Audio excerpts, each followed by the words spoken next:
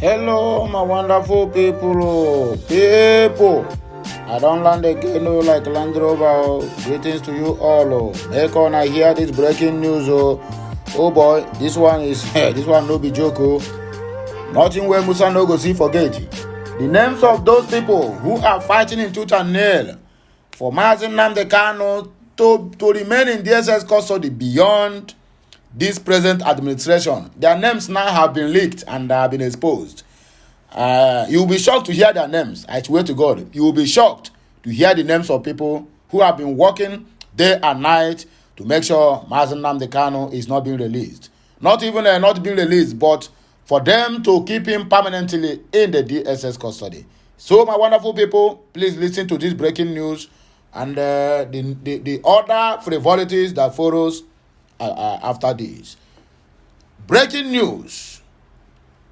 The news read, and I quote, "Some people want Nnamdi Kanu detained beyond Tinubu government, and their names have been written by the Ohaneze Ndefulefu." I know this one is just like somebody onye gbo gbom n'ọhịa ọpụta n'ụzọ jụwa kere onye gburu nu. Ohaneze ndị Igbo and most of the Igbo prominent men and our so-called never-do-well politicians are the main reason why Nnamdi Kanu is still in police custody today. Sorry, in DSS custody today. So do not be surprised if you hear the name of your uncle that he is among those who have been doing this. Then you will know that my brother, Okenununo, without the Denofia, Jegwa, Geronimo na Azon, or the Nimen Giga. I don't think you understand my language. The rat at home, that is the one that went outside and take the rat inside the bush. Say there's a fish on that basket or Ngiga. I don't know how to call Ngiga, but I know say basket or whatever you call it. So that is the problem. Now people, we know Nnamdi Kanu too well. We know the importance of this young man in the lives of every Biafran or every Southeasterner. The people who knows what he is capable of doing are the ones who is keeping him down today. Let's not forget that the federal government of Nigeria, nor Buhari, nor Malami have no right to hold Nnamdi Kanu. It's only his own kinsmen that will go and write petition and say this man should not be released. And that's exactly why we are where we are today, according to Yemi Osibanjo, our past deputy of vice president of the Fulani government of Nigeria. So please, my wonderful people, I don't want to take much of our time. Let us go straight to the reason why we are here. Please subscribe, like, and share, and also comment. All the very, very necessary. A chieftain of Ohaneze Igbo, Okechukwu Isiguzoro, has said some people around President Bola Tinubu are against him releasing the leader of the indigenous people of Biafra, IPOB, Nnamdi Kanu. Isiguzoro said such people want Kanu to remain incarcerated beyond Tinubu's administration. He lamented that these people want the IPOB leader detained alongside incarcerated Boko Haram members. How many Boko Haram members are in the incarceration? Okechukwu Isiguzoro. How many Boko Haram members can you attest to? Are they not those ones that always been pardoned? That now they have repented. They call them repented Boko Haram. And they are the same Fulani foot soldiers they are siding to our land, all in the name of military men that are killing our people. Beyond any single provocation, they will shoot. That are the people you said they want them to be incarcerated the same way with Nnamdi Kanu. Some people, Fulani headsmen and listen that are operating in our own farmland with AK-47, brand new. When they did anything, you call police to arrest them. They will not last there more than 30 minutes. Order will come from above for their release. And even them, they will tell you right in your face that you cannot do them anything. That they have the government and they have the power. Is that the people you said they are incarcerated with Nnamdi Kanu? Go and make your verification very well before you come out to give us this kind of news or speech. Speaking with Daily Post, the Secretary General of Chidi Ibe, late Ohaneze, said they want to turn the Igbos against themselves and ensure that the Southeast is burned down.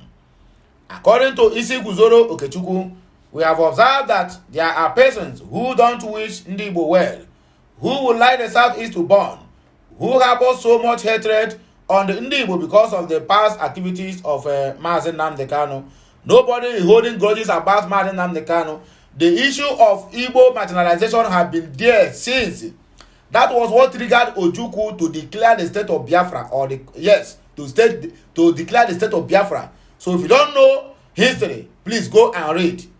Igbos have been marginalized and have been killing in every single provocations, not riot and this place and that place, which they have been always targeted the Igbos. Have not been because of Nnamdi Kanu. I am not sure if then maybe he's still a kid or he's not yet been born. I'm talking about 1965, 60, 66, before the 67, the genocidal war that broke out between the Biafran and the Nigerian government with their allies, UK. So please make your research well before you can be able to say anything. They didn't hate Igbos simply because of what they call it, but because of the activities of Nnamdi Kanu. They are just jealous of the fact that Igbos are not dependent on government or anything, but they still wallow strong. Look at the North, who have almost hold all the highest offices in this federal government of Nigeria. Okay, let's use the presidency for example. That Nigeria have produced 16 presidents. Tinubu is the 16th president. How many Yorubas have ruled this country? If you can count, maybe you say Nnamdi Kanu, a ceremonial president after the 1960. How long did he rule? You count how many Yorubas, how many South, how many Southwest. The rest of them, either 10 or 11 or 12, depending on the numbers, are the North. But in that North, you see where you have, if Nigeria have 900% poverty, that North you have 85% poverty, then the rest 15% is being shared between the Southwest, South, and the Southeast. So they are envious of the Igbos simply because of what the Igbos are doing. Simply because Igbos don't have grudge and they don't have boundary. They don't even have border. Anywhere they go, they do what? They exploit the goodies of that land and make that land fertile. An Igbo man will be given a desert, give him years to come. That desert will turn to a mansion where people will be even envied to live. That is exactly what the Yorubas are using the Igbos to do in Lagos, because they know Igbos don't have boundary. When they developed somewhere, they will carry them to go somewhere very bushy and very local area and allow the Igbos to develop there. They will build mansions and buy lands. Then when they see that place now have been developed, they will take them away from that place again and send them to another province, another village that is undeveloped. That is the work of the Igbos. And that is what they have been contributing to Lagos State, even till date. Still yet, they are not being valued. Simply because the envy is there on the Igbo man because of the progress they are making without government money, without oil money, and without any high office or high-ranking office in the government of the Fulani government of Nigeria. So, Isi Guzoro Okechukwu, do not say because of the past activities of Nnamdi Kanu. Nnamdi Kanu started over a decade ago. This hatred has been there for decades. So please, I just want to correct this impression. Makada Mama, for our future kids who will listen to all this news when the time is right, because I know they will do. All this our generation that keep on watching YouTube like they are watching TV. Such persons are around Mr. President, and have been around Buhari in the past. These are the people who understand that the continuous incarceration and detention of Kanu will result in insecurity, hardship in the Southeast, and destabilize the most peaceful zone in Nigeria. And by so doing, they encourage Buhari to ensure that Kanu detention was done to make Igbos rebel against themselves. That's exactly what they did in the regime of President Muhammadu Buhari. Irrespective of the plea by the elder statesman like late Mbazulike Amechi to Buhari to release Kanu, these people have continued to mount pressure to ensure his incarceration beyond Tinubu's tenure continues. Most of them cited instances that former MNK leader Henry Oka is still in detention after he threatened to blow up the Eagle Square in 2003. Most of them are fighting that they should place Kanu in the same list they placed deadly Boko Haram members. These things are deliberate acts to push Southeast and the Monday sit at home to the brink so that the people of the region will fight back and they would unleash the military on them.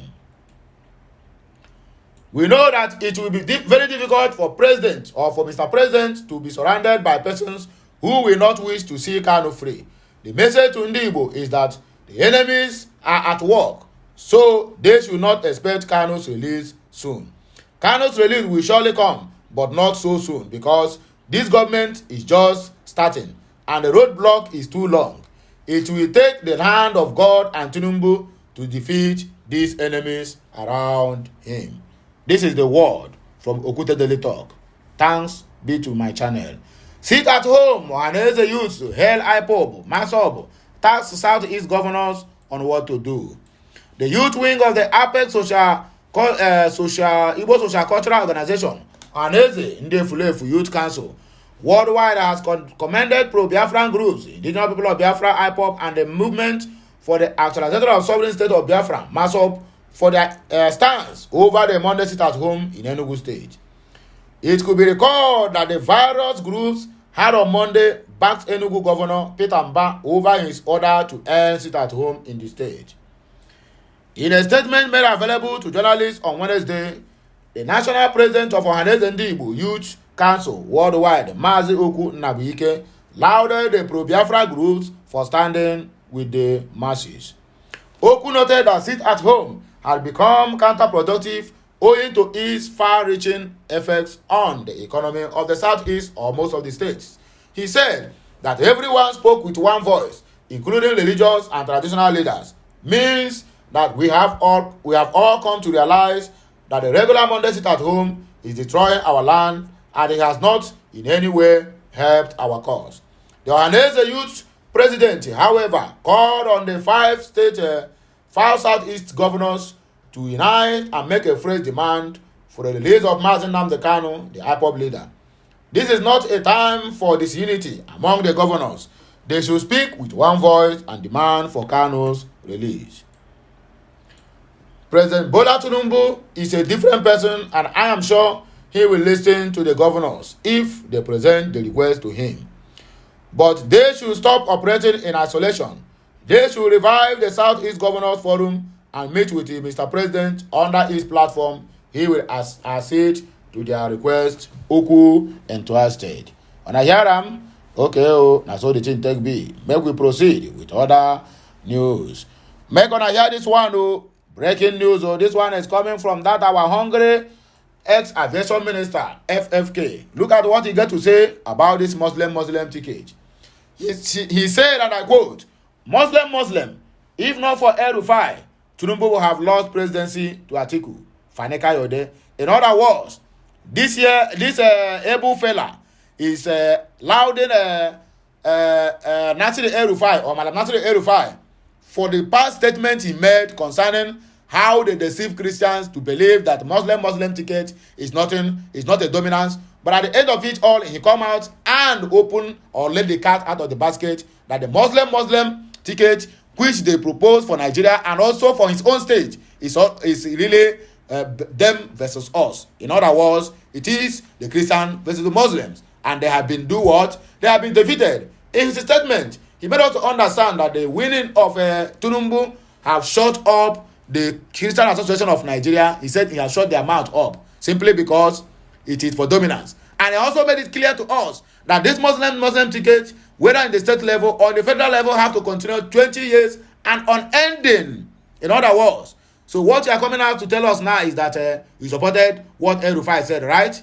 No problem. You people should be using your mouth to be putting this country into fire. That fire will surely consume you people one day. I'm not inciting anybody, but I'm only stating the obvious. Because he who faced anti-faced firewood invited a lizard for a dinner. That's exactly what Madam El-Rufai have done, and he should be ready to entertain the lizards when they come for the dinner.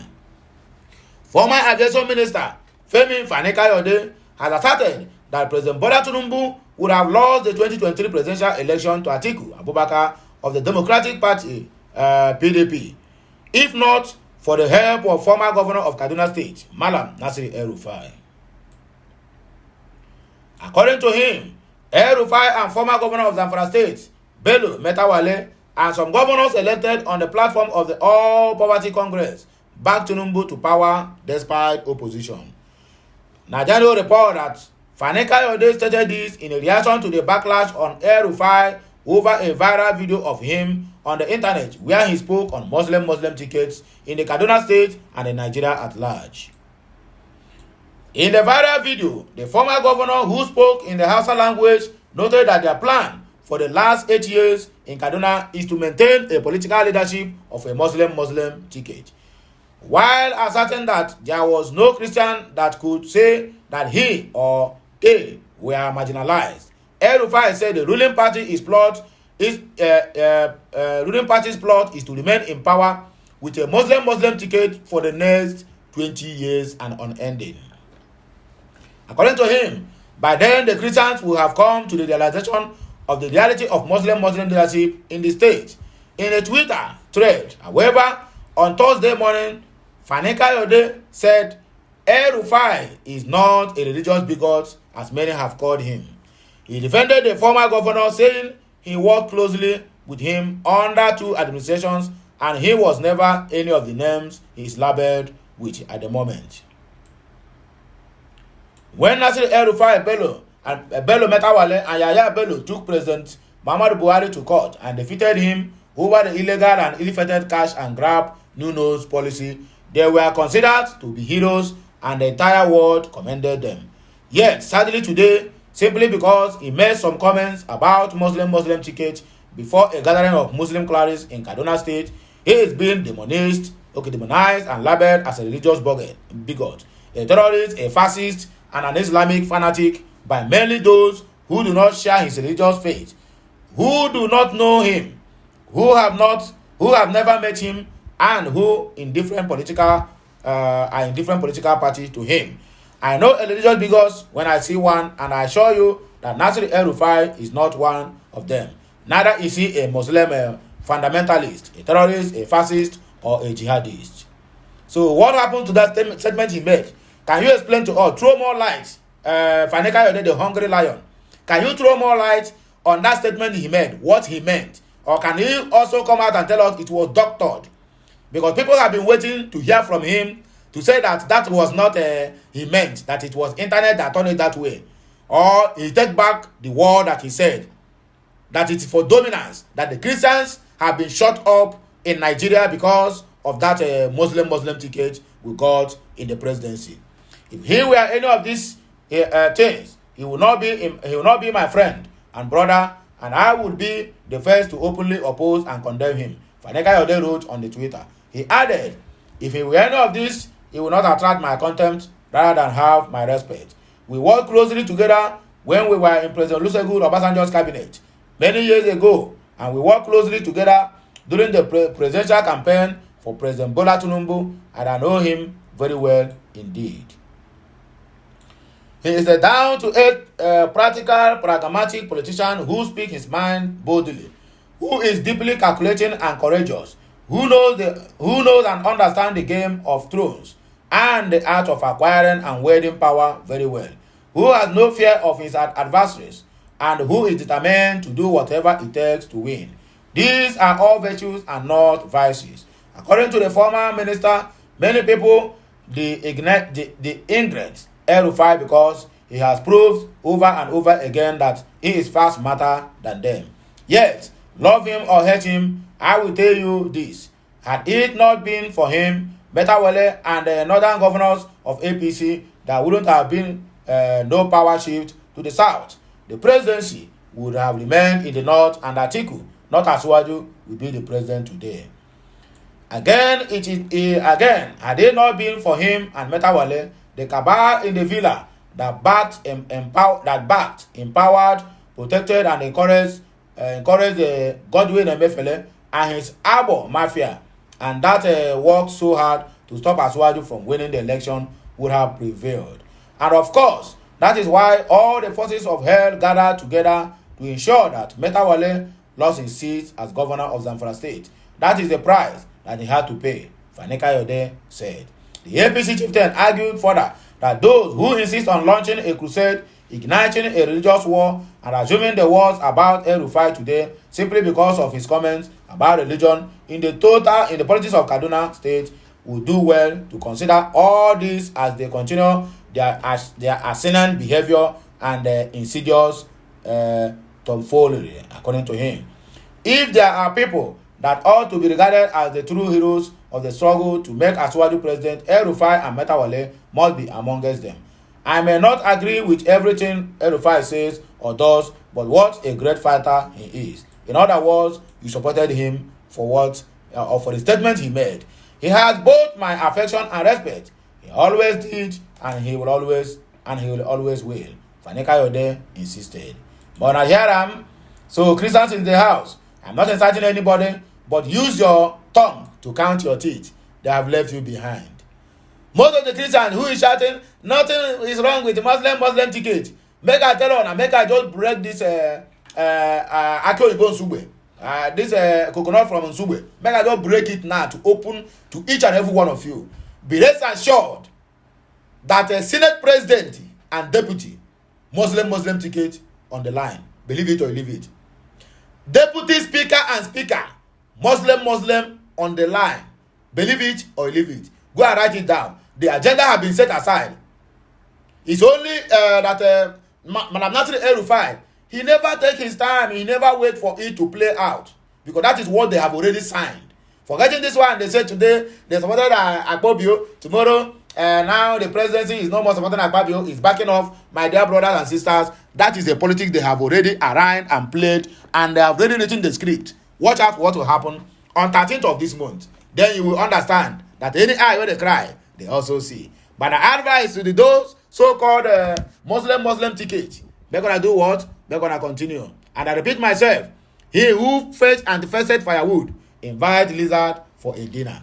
I rest my case. Fuel subsidy. Oil marketers review next line of action after meeting with the Tinubu. The depots and the Petroleum Product Marketers Association of Nigeria have in Abuja pledged its support for the federal government's removal of fuel subsidy. Nigeria News earlier reported that the marketers were meeting with the President Bola Tinubu. Speaking after the meeting, the association chairperson, Dame Winifred Akpani, said the marketers will support palliative measures by providing between 50 and 100 mass transit buses. Akpani said the bus will be locally manufactured and would use compressed natural gas as fuel. Innocent have already unveiled that, so you have no cause to worry. She said, we pledge our support for President Tinubu in the bold decision of removing petrol subsidy. It is an idea that was long overdue.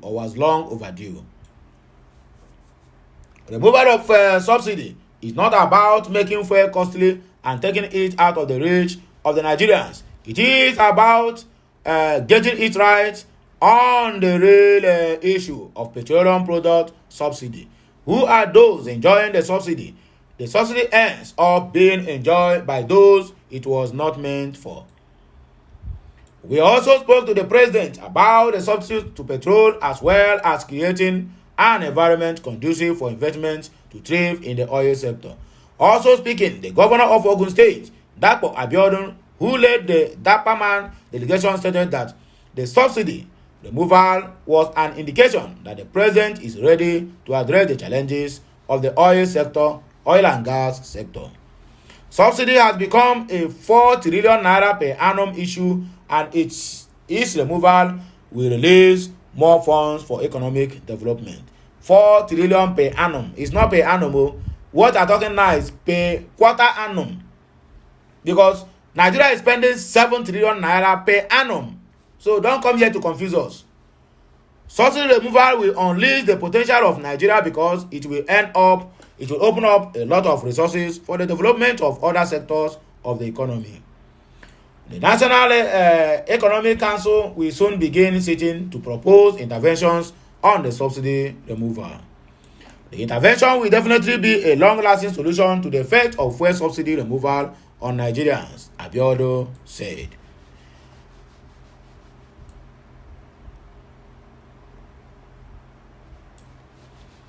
In case you are into forex trade or you are doing exchange, make it here the price of naira to dollar in black market rate today, the 8th June of 2023. What is the dollar rate or dollar to naira exchange rate at the black market, also known as the parallel market, Aboki FX? See the black market dollar to naira exchange rate for the 7th June below. You can swap your dollar for naira at these rates. Dollar to naira exchange at black market today, Aboki dollar rate. The exchange rate for a dollar to naira at Lagos parallel market, players buy a dollar for 750 naira and sell at 760 naira on the 7th June, and according to source at below the exchange, BDC. Please know that the Central Bank of Nigeria does not recognize the parallel market, as it has directed individuals who want to engage in forex to approach their respective banks. Dollar to naira black market as of today, buying rate is 750 and selling rate is 760. Fuel subsidy. Innocent unveils gas-powered vehicles. The Innocent Vehicle Manufacturing has unveiled mass production varieties of compressed natural gas buses following the rising price of petrol. The CNG vehicles were showcased at the company's factory in Nnewi, Anambra State. The vehicles range from trucks, minibuses, ambulances, long buses, SUVs, among others. Speaking during the unveiling, the Chief Executive Officer, Innocent Vehicle Manufacturing, Dr. Innocent Chukuma, assured Nigerians of the safety of CNG vehicles and the availability of the various kinds of cars at his disposal. He said, "We manufacture according to demand, and we manufacture these buses because there is a demand for them now. During the COVID-19 pandemic, we produce more ambulances, so we are on the ground and ready to produce CNG vehicles, bring a solution to total dependence on one, on two kinds of vehicles. The CNG vehicles are a solution. That is why we produce them. We make space for CNG, LNG, and fuel so that anyone available in an area can be used to drive the vehicles. Electric cars, biogas, and solar-powered vehicles are also produced in this factory," according to the CEO. Similarly, the governor of Anambra State, represented by the Commissioner for Industry, Anambra State, Mr. Christian Udechukwu, stated that the state is gearing up to provide solutions to the challenges facing Nigerians because of the removal of the said subsidies. Back on here, the last but not the least, this is our controversial internet influencer. I don't know whether he's a pastor or is a man of God or man of woman. That the freeze reacts as witness accuses P2B of rigging out article in Anambra State. Nigerian media personality that the freeze has made a mockery of the Labour Party presidential candidate in the last election, P2B, over the accusation of rigging. Nigeria reported that a witness for Atiku Abubakar, the People's Democratic Party PDP presidential candidate in the February 25th election, claimed that magic was performed on Abubakar's votes at several collation centers.